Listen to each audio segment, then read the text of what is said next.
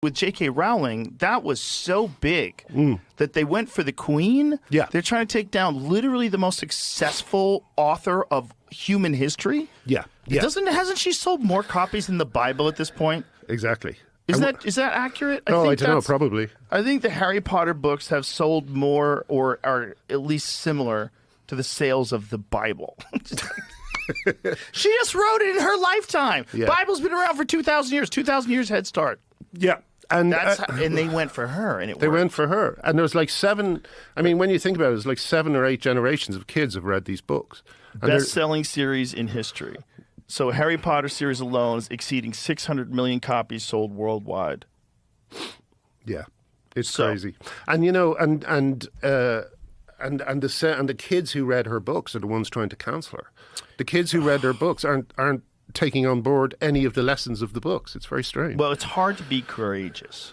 It's hard to step outside of the narrative, and when there's a very forceful narrative that's being pushed.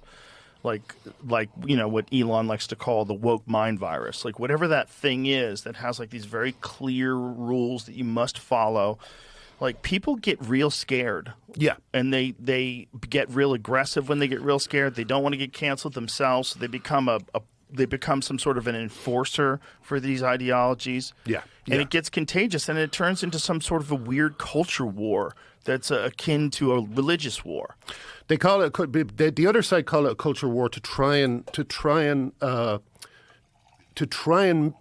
make it only that, right? You know, they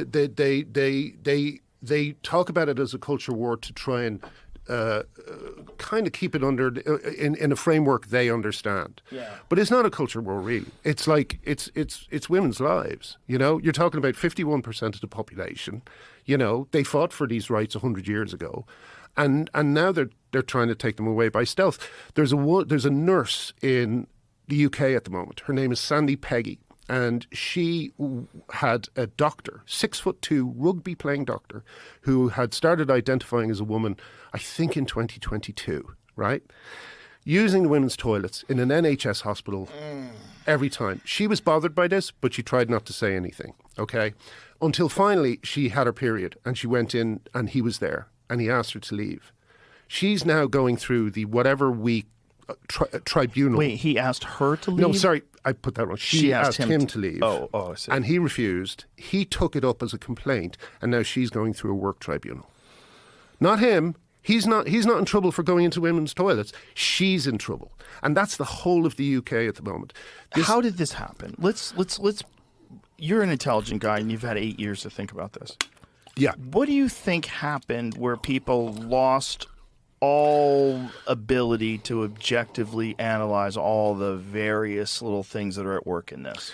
It's partly a problem with the internet, I think. I think it's first of all, the internet spread it. One of the things that happened was there was a real supercharged moment for trans ideology when Tumblr banned porn. Because all the trans-identified kids who were all over Tumblr, and porn was a big thing on Tumblr. I don't remember Tumblr. Yeah, it was a big kind of visual site. I never used it. Did you ever use Tumblr?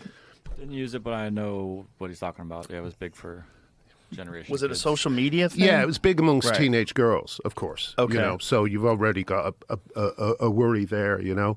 Now I remember it. Yeah. Okay.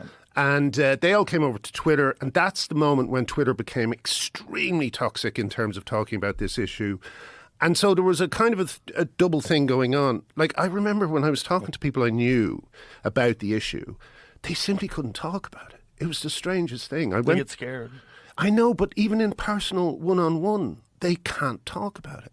Well, it's religion, but it's showing itself in a new form. Yes. It's religion for secular people. It's a religion. It's a religion that's terrifying because, like, the consequences of not obeying are you get ostracized and you get attacked and you get deplatformed and debanked and de this and de that and labeled a bigot.